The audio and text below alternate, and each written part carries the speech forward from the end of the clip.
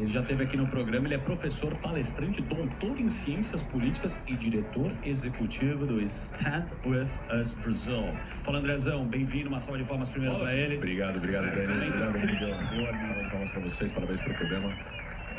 André, é o seguinte, cara, a gente discutiu até ontem, veio aqui o Rony Kaplan, não sei se você conhece o uruguaio. Conheço, foi porta-voz do Exército de Israel. Isso, major. Major. E a gente tá nessa... A gente entende muito pouco, apesar de ser da comunidade judaica, e vira polarizado pra cacete esse assunto. O que a gente sabe e dá de orelhada é que esse conflito tem entre Israel e não entre os muçulmanos, os árabes, e sim um grupo terrorista que chama Hamas. Eu tô correto sobre isso? Sim, e não é um conflito entre religiões, no caso, não é um conflito entre judeus e muçulmanos, não é um conflito entre Israel e Palestina, não é um conflito entre Israel e palestinos, porque eles são palestinos, por causa da nacionalidade deles. É um conflito entre Israel e um grupo, no caso agora 2 grupos, porque tem outro grupo lá que é mais violento que o Hamas, chamado Jihad Islâmica, que poucos falam a respeito aqui no Brasil ainda, vão ainda falar mais, contra Israel. Jihad Islâmica e o Hamas. Mas é o que? É ligado ao... Jihad Islâmica é Estado Islâmico? Não, a Jihad é parecido, ideologicamente muito parecido. Jihad Islâmica fundada em 82 pelo Irã, em Gaza, no mesmo ano que o Irã ajudou a fundar o Hezbollah no Líbano. Sim. É só gente boa. Terrorista.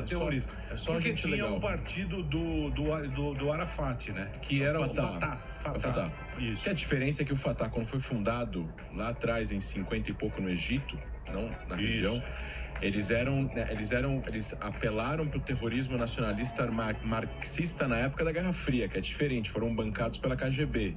Aqui a gente está falando de um fenômeno de terrorismo islâmico radical. Tem outra que a diferença entre o terrorista que quer sobreviver ao ataque e o terrorista que se mataria no ataque, nesse caso. E a gente não está falando, eu quero repetir muito, assim, de forma bem clara para os ouvintes, não estamos falando que todos os palestinos são terroristas, pelo contrário, é um grupo de 40 mil pessoas, apesar de eles terem apoio da população em parte das políticas sociais que eles fizeram em Gaza, porque eles foram eleitos em 2006, depois tomaram poder em Gaza em 2007. Então, assim, quando as pessoas falam no Brasil, não, o Hamas foi eleito. Não, ele foi eleito para fazer um governo de coalizão. Você ser eleito não significa que você é democrático, né? Temos vários exemplos no mundo. Hitler também foi eleito, né? E outra coisa, eles expulsaram a autoridade palestina na faixa de Gaza. Não existe governo palestino oficial, legítimo, na faixa de Gaza. Eles tomaram conta. Eles tomaram conta, em 2007. Mataram 130 palestinos do governo palestino. Todo o resto fugiu para a Cisjordânia. Então eles comandam a faixa de Gaza do jeito que eles querem. E a Jihad Islâmica, que o André perguntou, fundado pelo Irã, bancado $200 milhões por ano dos amigos do regime iraniano. Eu tenho uma pergunta, André. Aqui no Brasil, eu vi vídeos seus, se eu não me engano, ano passado, na corrida para a prefeitura de São Paulo. Alguns partidos, e aí, me corrija se eu estiver errado, acho que foi o PSOL, o PSTU, talvez alguma ala do PT, tem uma certa... ranço. Não, eles gostam ou defendem essas causas mais extremistas, como o do Hamas, que é um grupo terrorista. O que aconteceu? Existe essa ligação ou eu estou falando besteira e você deve me repreender, porque não é um assunto do meu domínio? Eu acredito que existe um problema em entendimento do conflito dentro da esquerda latino-americana, não da esquerda brasileira, por causa das ditaduras militares que tiveram no Brasil e por causa da relação que os Estados Unidos tiveram nessas décadas com as ditaduras. Na época da Guerra Fria, né? Tinha a União Soviética. E aí juntou com a Guerra Fria, a União Soviética tinha um ministério que era o Ministério da Desinformação, eles bancavam propaganda anti-ideias que eles eram antagonistas, e uma das ideias eles eram contra o nacionalismo judaico. No primeiro momento eles ajudaram, depois eles eram contra. Crimes de antissemitismo na União Soviética existem de Ásia, era muito comum. Então, existe um entendimento completamente deturpado a respeito disso. Junto com isso, existem agendas políticas e simbolismos. Então, o presidente do PSOL, o Juliano Medeiros, que vai participar de um evento que celebra a Revolução Islâmica no Irã, que é uma revolução que trouxe a religião dominar o país, que persegue opositores políticos, que proíbe mulheres de saírem sem o véu na rua e que matam homossexuais na rua, para mim é uma contradição pelo que a agenda que o pessoal tem no Brasil. É uma contradição. Sim, é uma contradição. Total. Só para complementar, posso chamar para o papo aqui também pelo Skype, diretamente de Israel, o Edson Sayag, você conhece muito bem, ele é psicólogo educacional lá em Israel, trabalhou como coordenador de atividades escolares na Stanley UFS com você. Então vamos receber aqui o nosso Edson. Tudo bem, Edson? Tudo bem, tudo bem. Já vamos chamar você para esse papo, a gente estava falando aqui. Você que entende aí, tem a veia, conhece muito bem esse conflito. Que ponto que estamos nesse momento entre Israel e Palestina, entre esse conflito? É uma coisa que pode acabar ou vai demorar muito tempo? Olha, então, eu gostaria que essas análises mais gerais ficassem por conta do André. Eu gostaria de falar mais sobre como um brasileiro israelense que no momento vive em Israel e está vivendo o dia a dia, né, com esse conflito, mísseis. Alguns analistas dizem que mais preocupante ainda do que a crise com o Hamas é a crise interna, ou seja, atos de vandalismo em várias cidades em que há presença de habitantes árabes. E também radicais judeus, que também têm dado trabalho, né? Então, se você me permite, eu ficaria mais nessa análise. Eu até tenho interesse. Você que está morando aí, primeiro, tem bunker, né? Como é que está esse alerta de emergência? Se tem que ir para bunker quando tem os ataques? E a outra coisa muito triste, como você colocou, que está acontecendo, são ataques das duas partes, inclusive. Eu vi um vídeo terrível que tem uma família ortodoxa e um cara vai lá e joga café quente nele. Queria que você contasse um pouco desse aspecto e como é que está, se você está num bunker aí, porque a gente fica curioso. Não. Veja, eu moro em Nahariya, que é uma cidade que fica ao norte de Israel, a 11 quilômetros do Líbano, né? Então, eu acho que os mísseis do Hamas nem chegam aqui, né? Aqui na cidade tem uma população mista, muitos árabes cristãos e uma minoria árabes muçulmanos. Eu diria assim que não é só coexistência, é convivência mesmo, muito boa, porque trabalham juntos, as pessoas trabalham juntos, um compra na loja do outro, enfim, é algo interessante. Aqui não se presenciou vandalismos, atos de vandalismos, mas não caíram mísseis, porém, houve uma manifestação que foi considerada pacífica. Na verdade, eu achei que foi altamente violenta, isso da minha perspectiva, porque esse grupo de muçulmanos, não havia, entre 100 e 200 pessoas, permaneceram em frente ao supermercado proprietário árabe muçulmano, portando bandeiras do Hamas. Eles não gritavam, não se movimentavam, eles só ficavam parados e portando a bandeira do Hamas. Aí eu pensei, poxa, o Hamas, e qualquer um pode checar isso no Estatuto do Hamas, está disponível no Google, ele preconiza a eliminação de Israel, né? Ou seja, o que o Hamas quer, o diário do Hamas, ele quer jogar os judeus ao mar. Então, as crianças aqui vizinhas, as crianças que vão ao parque, todos nós iríamos para o mar. Então, ficou assim, como é que pode, agora eu pensando, né, como é que pode, poxa, pessoas que vivem em Israel, ganham a vida em Israel, se beneficiam do sistema de saúde israelense, do sistema de saúde e educacional também, não é? Ou seja, a vida deles está aqui. E como podem, então, dar apoio a uma instituição que visa a eliminação de Israel? Isso realmente não encaixa, para mim está muito confuso. E aí sim, alguns analistas acham que os árabes podem se ressentir desse comportamento, que foi considerado autodestrutivo, não é?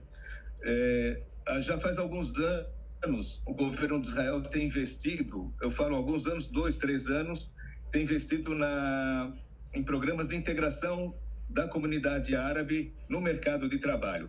Só um dos exemplos, hoje, graças a esse programa, o número de jovens árabes inscritos nas universidades israelenses aumentou em 15%. É significativo, não é? E mais uma vez, não se sabe, porque foi uma situação inédita aqui, essa situação aqui dentro de Israel. Boa. Eu vou fazer um break rapidinho para a rede, então vamos fazer o break para a rede e a gente continua o papo aqui. Na sequência, a gente está de volta aqui para a rede. Vocês têm... Eu tenho a questão para os dois professores, na verdade, mas especificamente ao André, já que você vai falar mais em linhas gerais, né? Eu já me deparei com essa frase algumas vezes, né? A Palestina, os palestinos nunca perdem uma oportunidade de perder uma oportunidade.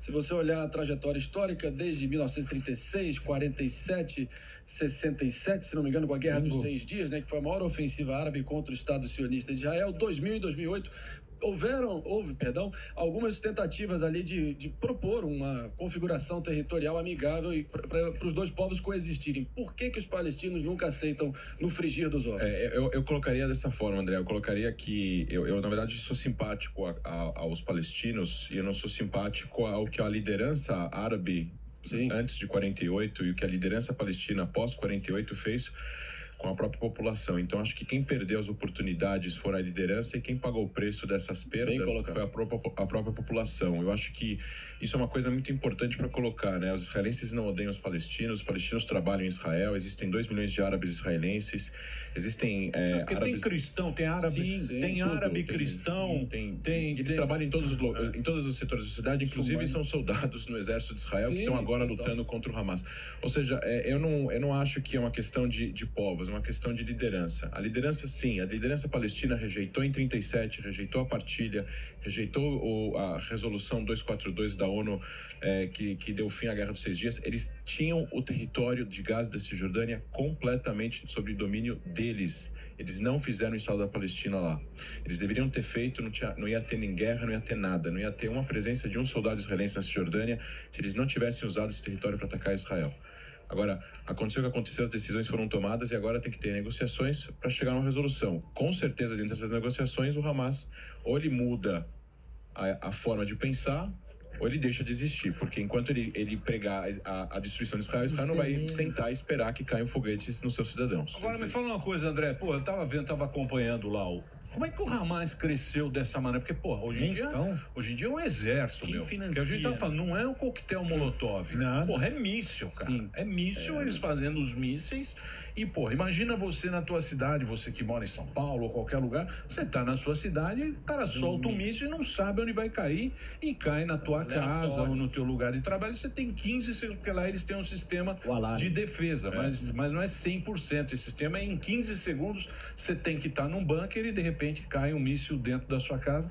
Mas o que eu gostaria de saber é como é que cresceu tanto o Hamas, cresceu dessa maneira de hoje ser um exército, né? A gente pode chamar de um exército terrorista. Paramilitar, um grupo paramilitar. Tipo uma Farc, tipo Mas de onde veio o dinheiro, né? Deles, não, assim, vamos colocar assim, antigamente, antes do bloqueio e um pouco depois do bloqueio que Israel fez a Gaza, depois do golpe, né? Porque as pessoas falam que o Hamas luta contra o bloqueio, mas o bloqueio veio por causa do Hamas, e não o contrário. Então, os foguetes eram um fenômeno do norte de Israel. Quem jogava foguetes em Israel, mísseis em Israel, eram grupos radicais palestinos que dominavam parte do sul do Líbano. Isso na década de 80, 70, 80, 90. Depois que esse fenômeno parou, e começou em 2001, esse fenômeno do sul, ou seja, esse fenômeno existe no norte com Hezbollah, mas está mais controlado, né?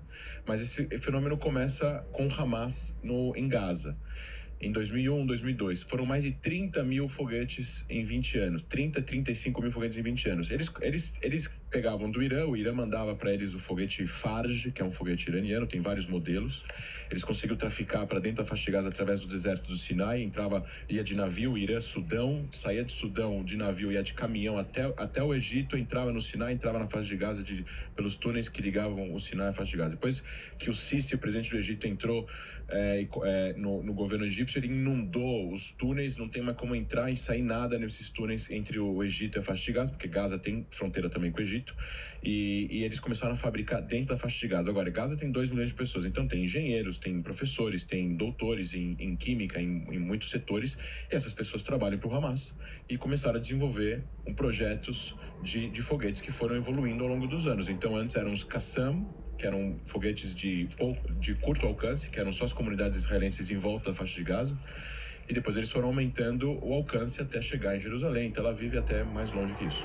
Pô, que aula. E quem financia parcialmente o Irã, parcialmente é dinheiro de lavagem de dinheiro deles ao redor de arrecadações que eles fazem ao redor do mundo, que é a mesma coisa que a Al-Qaeda faz, que o Hezbollah faz, e parte do dinheiro é dinheiro da autoridade palestina, uma vez que o governo palestino, da autoridade palestina, eles têm um orçamento de 15 bilhões de dólares. Eles precisam passar parte desse dinheiro para pagar os salários dos funcionários da autoridade palestina em Gaza. Agora, quem são os funcionários da autoridade palestina em Gaza? Depois de 2007, só a gente do Hamas. Então, na hora que o dinheiro chega em Gaza, quem comanda o dinheiro para escolas, professores, hospitais, etc, é o Hamas. Se o Hamas quiser pegar 50 milhões e colocar aqui do lado para fazer foguetes, não tem ninguém para impedir. Dominaram, né? Sim. Dominaram. Muito bem, a gente está de volta aqui, estamos falando aqui com Relaxe. O André, Professor. que é professor, e o Edson Saeg, que está em Israel, e a gente está falando sobre esse conflito acontecendo entre Israel e o Hamas. Boa. Vocês têm mais perguntas? Eu queria perguntar para o professor, que a gente está num... Alguns dados estão saindo, professor, que assim, muitas perseguições aos cristãos, e eu queria saber também a relação com Israel, que foi muito excluído por muitas medidas políticas e tal, e a posição da ONU, né, que já foi muito mais afrontosa a Israel. Eu queria saber qual é a posição da ONU e por que o Israel é tão excluído assim nessas questões políticas. Bom, a ONU é uma organização multilateral complexa, né? É uma assembleia democrática composta aí de 193, 194, já não lembro mais agora se entrou mais algum estado observador ou não, de membros. E a maior parte desses estados, ou boa parte desses estados, não são democracias, são países que representam interesses políticos de governos ditatoriais ou reinados.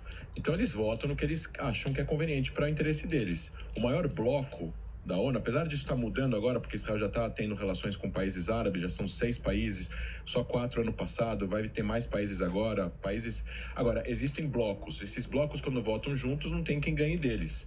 Então, Israel já foi, obviamente, perseguido e continua sendo perseguido em agências específicas da ONU, enquanto que a Coreia do Norte ninguém fala, a Venezuela ninguém fala, ou seja, eu não sou contra, eu não acho que nenhum país tem que ser excluído de críticas, Israel inclusive, todo mundo tem que ser criticado. Agora, esse vício em Israel é interesse político / antissemitismo, com certeza. É o único estado do povo judeu no mundo, então não tem outra explicação. Se a Síria ninguém fala nada e morreram 500 mil lá em 10 anos, e se no conflito árabe-israelense no total, em 120 anos, morreram 90 mil, tem algum problema aqui de proporção. Isso sim é desproporcional. Quer saber alguma coisa do Saeg lá? Vocês têm alguma curiosidade? Porque ele está lá ao vivo. Edson, são 6 Edson. 8 da noite, Israel agora. Mais 6 horas, mais 6 horas. Você que está aí em 19 horas e 45 minutos. Obrigado, Ed. Você que está aí em loco, vivendo o dia a dia, o cotidiano em Israel, eu queria perguntar, porque no final do governo Trump, ele estava emplacando uma sequência de acordos de normalização diplomática e comercial com várias potências do mundo árabe, Marrocos, Bahrein, Omã, e aí tinha um clima otimista no ar, mas ainda assim acabou entrando o governo Biden, logo nos primeiros momentos a gente vê a volta da conflagração com a Palestina. Você tem alguma coisa aí que você pode traçar? Qual é a percepção aí no chão, localmente, sobre essa mudança, né, tão brusca?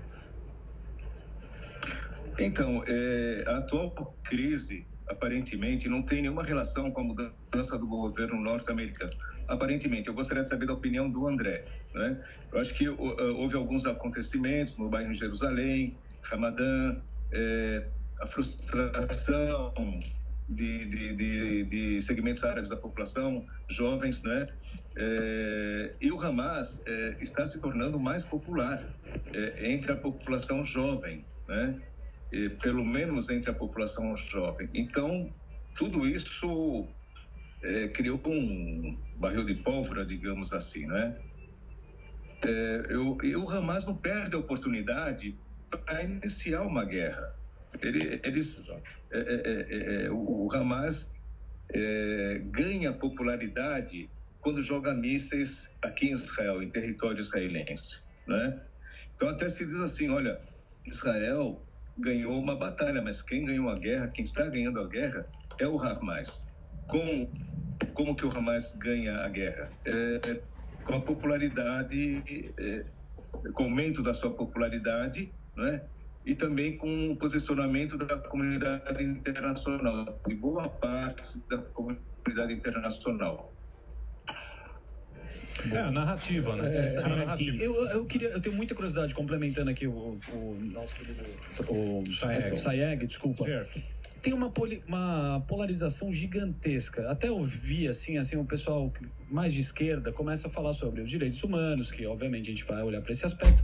Porém, Israel é um país ocidentalizado, onde você tem parada gay, onde tem uma democracia, né? E eu queria que você explicasse um pouco desse aspecto para quem defende, porque às vezes o cara acha que é bonito falar, mas não entende o que acontece. Você pode dar uma explicada, professor? Não tem não tem nenhuma história no mundo, não tem nenhum exemplo no mundo em que um país livre lutando uma guerra contra um país não livre, ou um local não livre, vai preferir a guerra do que a paz, e o local não livre vai preferir a paz do que a guerra. Aqui a gente tem uma guerra entre um Estado policial comandado pelo Hamas e a Jihad Islâmica contra uma democracia livre. Não tem nenhum motivo pelo qual o Hamas prefira a paz e Israel prefira a guerra.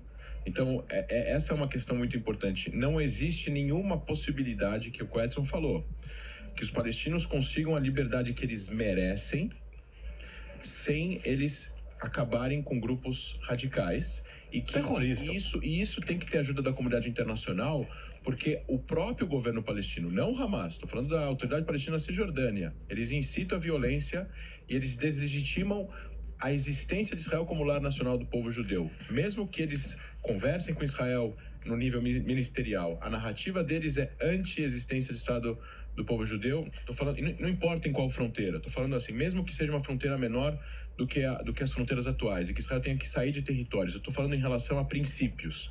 E esse princípio eles vendem em locais públicos e no sistema educacional. E enquanto que eles não consigam vender para a própria população, que precisa fazer concessões e precisa fazer um acordo com Israel vai ter que fazer concessões também, eles não vão conseguir ter apoio político, eles ficam presos e são reféns da própria retórica. André, tem uma questão, até comentei ontem, que a gente vê muitas mortes de civis dos dois lados. E existe principalmente uma acusação, e eu te pergunto se é real, do Hamas usar civis, mesmo sabendo que as bombas cairão lá, como um escudo humano e para tentar ganhar a simpatia da comunidade internacional. Isso é real ou não? Isso é real e eu não sei porque eu ouvi, eu sei porque eu vi. Né? Eu fiz 2 anos na inteligência da Força Aérea e eu passei pelo conflito 2. A gente está na 4ª guerra, eu passei pela 2ª, em 2012. E eu vi isso. Agora, eles fazem isso por 2 motivos. O primeiro motivo, eles colocam civis não porque eles querem as condenações contra Israel no primeiro momento. Isso é o segundo momento. No primeiro momento, eles sabem que Israel não vai atirar se ver civis. Então, eles estão protegendo eles e as armas. Ou seja, eles sabem que Israel não mira em civis. Então, eu não entendo como alguém aqui no Brasil fala que Israel mira em civis. Uhum. Eles sabem, o Hamas sabe. Sim. Infelizmente, isso é lamentável. Todos nós ficamos entristecidos com a morte de civis, porque eu acho que ninguém em Israel quer lutar guerras. Gente, Israel tem um exército nacional. Todo mundo faz parte do exército. Homens, mulheres, crianças vão ser do exército, pessoas jovens vão ser do exército, gente de 18 a 22 anos está no exército, e todo mundo que está adulto foi do exército. Ou seja, essas pessoas querem trabalhar, querem ir para a praia, querem viajar, não querem ficar lutando guerras. Sim.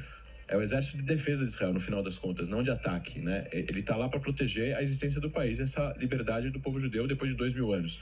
Agora, no final das contas, a gente tem que entender o seguinte: infelizmente morreram civis do lado de Israel, morreram civis do lado palestino. A gente não define quem está certo e quem está errado por número de mortes, infelizmente. E, André, qual é a situação do comandante em chefe das Forças Armadas de Israel, o Netanyahu, que ganhou a eleição por muito pouco e estava com várias acusações de corrupção na conta dele? Ele se livrou, a barra dele está limpa? Não, ainda não, e esse é o problema do parlamentarismo. Você não vence e não ganha eleições. Ele ganhou mais votos, mas não venceu e não consegue formar uma coalizão já na 4ª eleição. Então, o Israel está num impasse político ainda.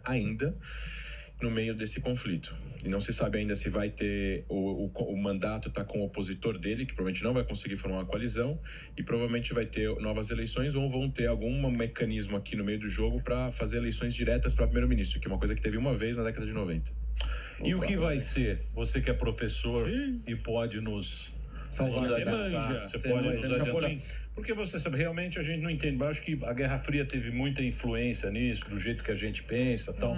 Acho que a molecada também, acho que o próprio Israel, a gente vê, pô, foi um sucesso a vacinação lá, né? Foi. Sem perguntar religião nem nada, todo mundo se vacinou, foi um show a vacinação. A gente vê esse conflito que a gente que mora aqui no Brasil não consegue entender, porque aqui é tudo misturado, você nem sabe direito, é tudo miscigenado. O Brasil é um país que não tem esse tipo de conflito, né? Sim. Como é que você vê, o que vai ser o futuro? Eles vão acabar com o Hamas mesmo? Parece que não tem mais... Tem três Põe a carta. Então, tem três opções agora, nesse momento, tem três opções. Ou Israel entra em Gaza e tira o Hamas do poder, e isso vai custar meses de conflito, mortes de civis palestinos, mortes de soldados israelenses e civis israelenses, até que Israel tem poder militar para isso, mas isso teria um custo político imenso e a chance disso acontecer é baixíssima. Nenhum líder israelense vai fazer isso. 2. Fazer um acordo com o Hamas, reconhecendo a legitimidade dele como governante de Gaza, e o Hamas deixando de ser terrorista, deixando as suas armas, deixando os foguetes, em troca de ajuda humanitária pesada para transformar Gaza em Dubai. 2. Essa é boa. Chance disso acontecer? Baixa. 0. 3. Fazer um acordo de cessar-fogo com a ajuda do Egito, dos países ocidentais, dos países árabes, como aconteceu nas últimas 3 guerras, em qual os dois vão parar de atirar, e a chance disso acontecer é alta, e é contar os dias para uma quinta próxima. Infelizmente. A não ser que alguém, realmente, alguns países se juntem e tentem, de uma certa forma, mudar a estratégia e as intenções radicais fundamentalistas desse grupo, que é a mesma coisa, pessoal. É a mesma base da Al-Qaeda, é a mesma base do Estado Islâmico, é a mesma base. Estado Islâmico, naquela região, aplicar a lei islâmica ao pé da letra, de acordo com a visão deles. E não é a maioria essa visão é a minoria. Mas a minoria dominando a maioria. Muito bem. Foi uma aula, hein? Aula de manjo, parabéns. Muito bem. Queria agradecer a presença aqui do professor. Muito obrigado, Saeg. Obrigado aí, Saeg, que está lá, acompanhou com a gente. Posso só acrescentar um? Lógico. Posso fazer um adendo? Claro. Veja, eu acho que aqui a gente não tem problemas com religiosos no sentido assim, não gostar desse ou daquela religião. O meu médico de família aqui é muçulmano, entende? Sem problema nenhum, sou super bem atendido, né? A questão é que nesses últimos conflitos internos, né, o que se ouvia era lá o Akbar, buscavam propriedades de judeus, carros de judeus, visavam judeus, enfim. Mas não quer dizer assim que exista uma antipatia, em princípio, em relação ao segmento muçulmano da população, e nem sei se é possível generalizar, né? Como eu disse, eu tenho um médico muçulmano, tive uma colega de trabalho muçulmana, enfim. Então, acho que ainda está muito cedo para a gente fazer esse tipo de avaliação, a dimensão, né, da adesão da população que aderiu a esses movimentos violentos. Era isso. Mas essa preocupação com a molecada que deixa a gente preocupado em relação a isso você... Quem tiver Farc aqui também, é complicado. Só André pediu, quem tiver curiosidade também. Eu acho que tem duas coisas importantes. Eu acho que tem que ser imparcial em relação aos movimentos nacionais. Os dois têm direito de ter a sua determinação. O que a gente não pode ser imparcial é em relação a um grupo terrorista radical que mata crianças e o Estado Democrático. E quem que tiver mais curiosidade de saber esse assunto pode seguir tanto a Stand With Us Brasil, Stand With Us, fique conosco, tanto no difícil esse nome, hein? Stand With Us Brasil. Stand With Us. Stand With Us. Deixa o seu Instagram. E o meu André Laist, LAJST também, falo só desse assunto, Oriente Médio, Relações Internacionais. André LAJ. André L-A-J-S-T. André Last. Isso. Last. E aí tem link. André, é uma aula. E ali tem link pro stand bastante. Mas eu vou dizer uma coisa, é um negócio que a gente não consegue entender, cara. Esse conflito. Mas a aula do míssil... Mas você deu uma aula. Sim, Fala top. muito bem. Não é que entende. Muito bem. Bom, vamos torcer para que isso termine mais rápido. Já chega de problema, né? Tem muito problema no mundo. vida. Pandemia. Tomar um vinho no Shabat. André, obrigado, hein? Obrigado pelo convite, pessoal. Obrigado Prazer aqui estar mais com vocês uma vez. novamente aqui. Ó, passando o Instagram dele aí, ó. Você entra lá no Instagram, tem o caminho.